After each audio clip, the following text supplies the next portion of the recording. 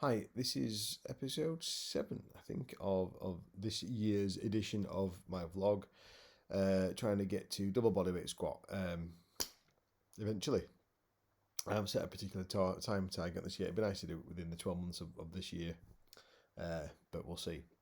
So, last couple of weeks, I've been working on a new program, which is the Yes 1 by 20.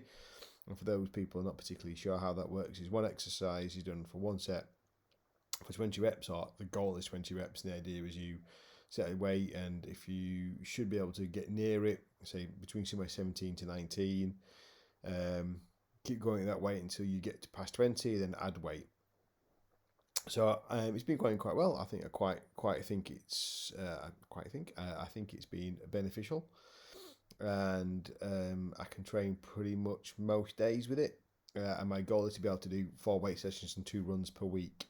In terms of the loadings of it, I think I'm probably still trying to work out where it is, and I've been deliberately conservative with where the loadings are for the squats. The other stuff, I think I'm pretty much there or thereabouts, but just kind of slowly, kind of adding weight each session to get to a point where I'm failing on a weight of 17 to 18 kind of range.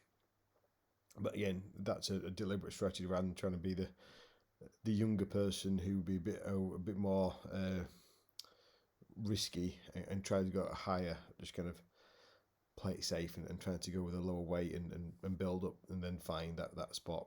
But yeah, feel mobility is good. I don't feel I'm losing a great deal of depth in the squats at fatigue level. So I think doing that has kind of give me a good foundation to hit that kind of high weight and crack on. So hopefully that's going well. I've added in a couple of runs a week, to a couple of 5K runs a week. They're going horrifically, very, very slow. But the plan is to basically be able to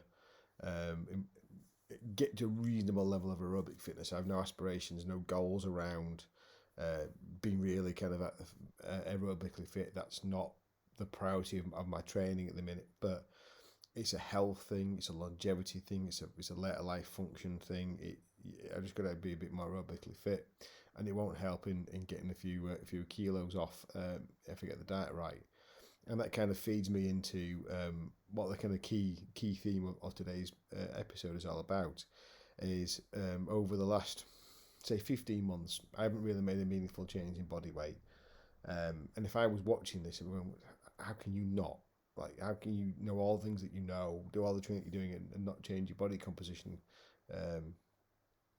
And I can blame all the things in the world about having kids and work-life balance and whatever. But the reality is, first law of thermodynamics is if you consume more than you use, you'll gain weight. And on some days I do, and some days I don't. And I've had too many days where I've consumed more than I've used, and that's why I haven't lost any weight. But a number of years ago, I managed to lose quite a lot of weight to get down to roughly where I am now. So I was significantly bigger than I am then, than I was then. Nope, I was significantly bigger. Sorry. And I did that by kind of a number of things, but I weigh myself every day. And again, it's that accountability piece. That's why I'm talking to you now, having a tool to be accountable to. The weighing scale didn't lie to you, didn't make up any stories, didn't give you excuses. You weighed what you weighed. That was it. And that worked. And I've kept on with that. I haven't stopped that. I've kept a track of that, and it's been an ongoing thing for 10, 15 years. But what has happened over the last few months is it's gone to beyond that. It's multiple times per day weighing. And I know that your weight fluctuates across the day through eating, going to the toilet, hydration status, blah, blah, blah, blah. It doesn't really mean that you have changed a great deal, just that within a day you have variability. But what I was starting to notice myself was that each weigh in had have a psychological impact.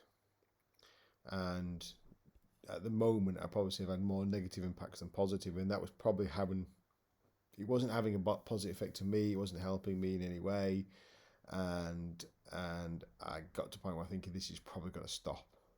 It's not helping me at the minute. This was a tool that helped me. It's now not a tool that's helping me. It's probably holding me back.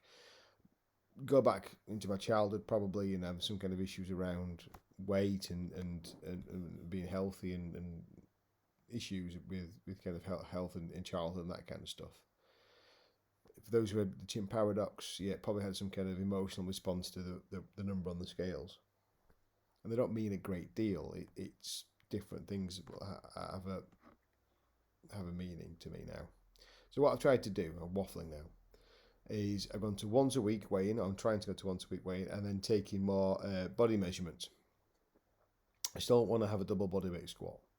And I still think I need to lose weight and need to lose body fat to A, get the number down, and B, to be healthier.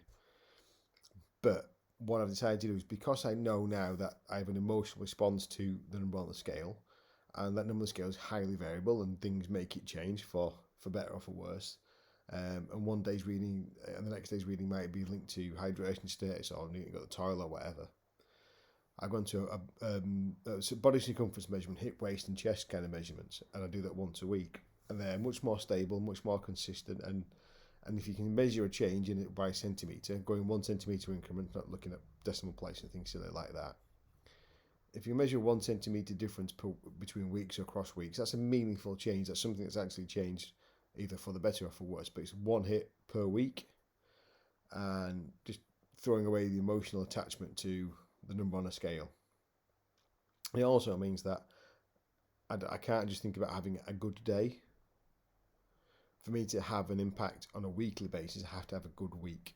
I have to train hard a particular week, and I have to have a good diet across the week to make sure that weekly measure reflects the work I've put in, or not just the day before. I can't kind of have a 24-hour fast and expect to see a weight change on the scale, or the tape measure.